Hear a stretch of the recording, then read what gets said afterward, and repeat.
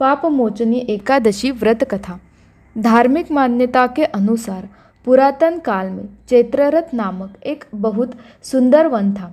इस वन में च्यवन ऋषि के पुत्र मेधावी ऋषि तपस्या किया करते थे। इसी वन में देवराज इंद्र गंधर्व कन्याओं, अप्सराओं और देवताओं के साथ विचरण करते थे।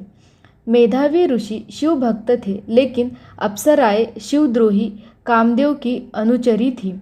इसलिए एक समय कामदेव ने मेधावी ऋषि की तपस्या भंग करने के लिए मंजुघोषा नामक अप्सरा को भेजा।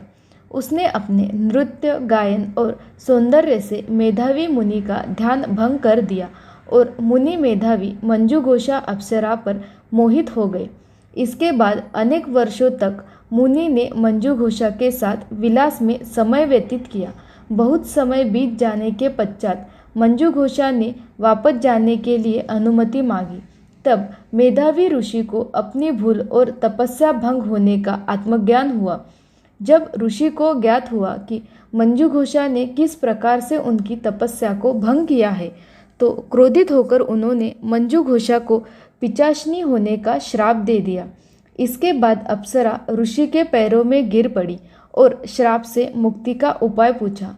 मंजुघोषा के बार बार विनती करने पर मेधावी ऋषि ने उसे श्राप से मुक्ति पाने के लिए बताया कि पापमोचनी एकादशी का व्रत करने से तुम्हारे समस्त पापों का नाश हो जाएगा और तुम पुनः अपने पूर्व रूप को प्राप्त करोगी। अप्सरा को मुक्ति का मार्ग बताकर मेधावी ऋषि अपने पिता के महर्षि च्यवन के पास पहुँचे।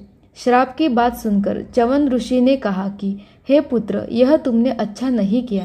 ऐसा कर तुमने भी पाप कमाया है, इसलिए तुम भी पापमोचनी एकादशी का व्रत करो।